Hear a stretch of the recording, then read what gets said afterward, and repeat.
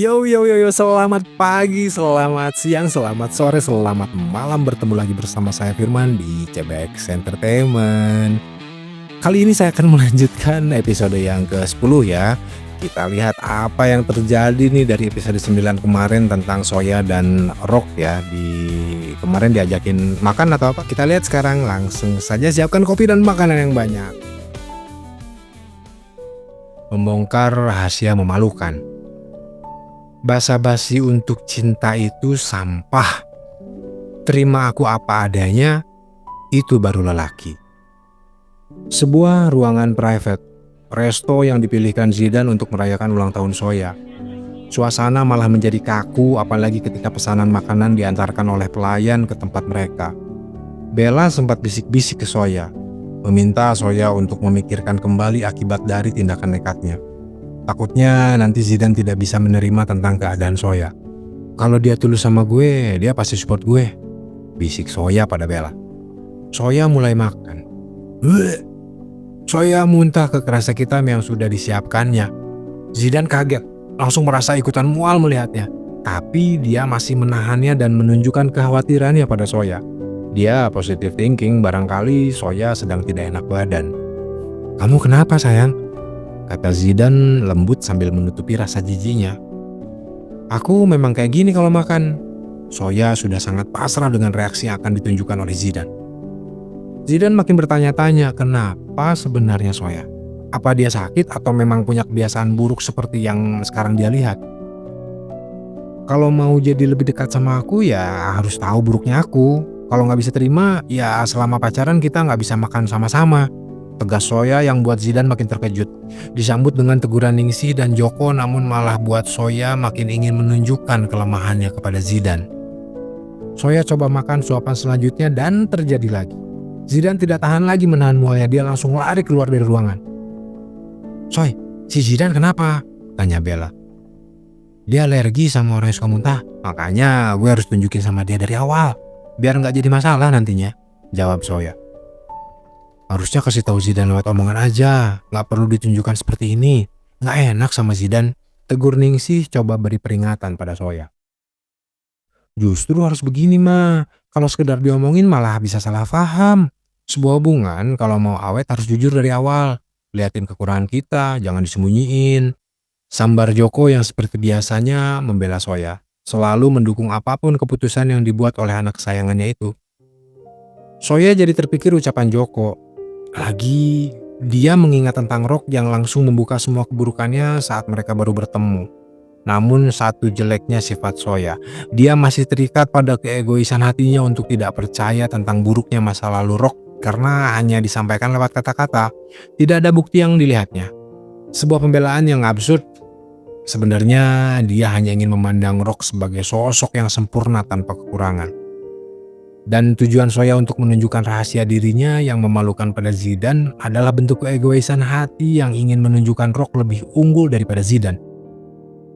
Rock support dia saat tahu kondisi Soya, sedangkan Zidane seperti yang baru terjadi, dia melarikan diri saat tahu Soya punya kebiasaan yang menjijikan untuk Zidane. Kemunculan Rock memang membuat Soya agak terusik, bahkan sangat terusik. Apalagi Rock tetap sama, selalu punya cara khusus untuk membuat Soya tersenyum, marah, bahkan menangis. Seperti tadi malam, hadiah ulang tahun yang mengejutkan dan buat seluruh jalan pikiran Soya kini dipenuhi semua memori tentang Rock di dalamnya. Zidane kembali ke ruangan dan langsung meminta maaf sama Soya.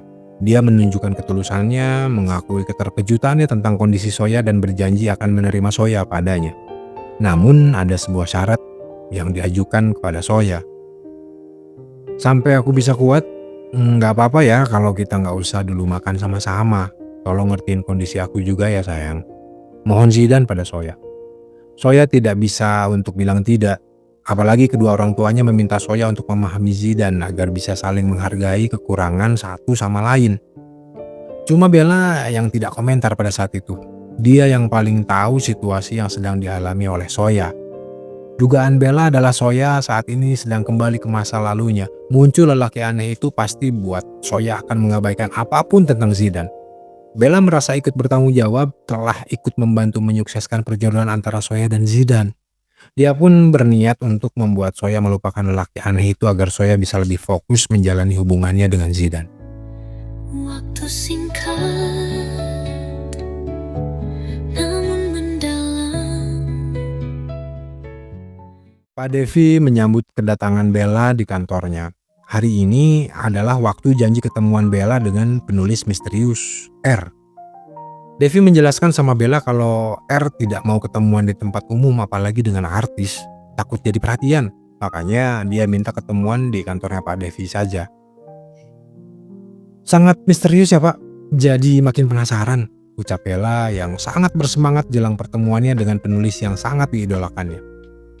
Tak lupa Bella pun kabari Soya, dia janji akan diam-diam merekam wajah R biar Soya tahu seperti apa sosok penulis yang juga idolanya Soya tersebut. Sang penulis misterius tiba.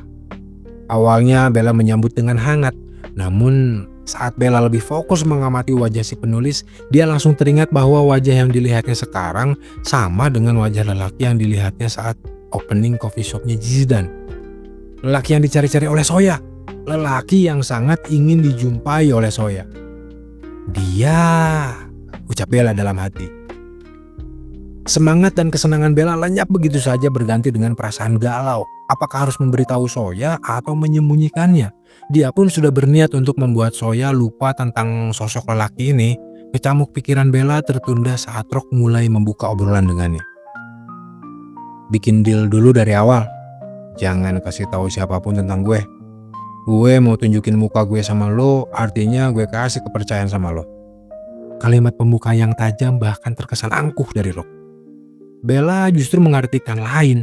Dia terbius oleh pesona dan karisma yang ditunjukkan Rock saat bicara. Oh, puji Bella dalam hatinya. Seketika Bella dibuat tergila-gila oleh Rock dalam pandangan pertama. Dia seolah coba cari pembelaan agar dia bisa buang kepeduliannya tentang perasaan Soya. Ya, Soya gak boleh tahu. Hubungannya sama Zidan pasti hancur. Lelaki ini biar gue yang urus, ucap Bella dalam hati. Meyakinkan diri untuk memutuskan pilihannya. Deal, jawab Bella tanpa ragu. So, udah bisa gue tinggalin ya kalian berdua? Pak Devi bersuara saat kesepakatan dua orang yang dia comblangin sudah tercapai. Bella jawab, tidak apa-apa. Sedang Rock bilang, jangan. Secara bersamaan mereka berbicara yang langsung disambut tawa geli dari Pak Devi. Yang satu bilang tidak apa-apa tapi yang satu bilang jangan. Sorry ya Bel, gue harus nurut sama dia. Cuman gue hilang ntar, ujar Devi menggoda kedua orang tersebut. Dan akhirnya yang terjadi adalah perbincangan antara tiga orang yang situasinya jadi lebih mirip meeting project drama terbaru daripada Kencan Buta seperti yang akan direncanakan oleh Devi sebelumnya. Rock seperti biasanya dingin. Sedikit bicara, perbincangan dikuasai oleh Devi dan Bella. Namun satu hal yang paling dianggap mengherankan oleh Devi dari pembicaraan itu justru ketika tiba-tiba Rock mengatakan sesuatu saat ditanya Bella tentang umurnya yang sudah di atas 30 tapi belum kepikiran buat nikah. Gue belum pernah nikah, jadi takut buat nikah. Soalnya gue juga belum pernah pacaran, takut juga mau pacaran. Rock mengatakan itu tanpa beban, sangat santai. Dia sangat ingin bertanya tentang maksud perkataan Rock. Karena Devi tahu semua cerita tentang masa lalu Rock. Dia pernah menikah dan statusnya sekarang duda. Namun karena ada Bella, dia lebih memilih untuk menunggu waktu yang tepat. Dan bersambung. Itulah teman-teman episode ke-10 ya dari Cowok Mahal. Terima kasih yang sudah view, subscribe, like, dan lain-lain. Sampai bertemu lagi di episode berikutnya. Tunggu saya edit dan upload ya tentu saja. Oke, sekali lagi terima kasih. Selamat pagi, selamat siang, selamat sore, selamat malam. Ciao.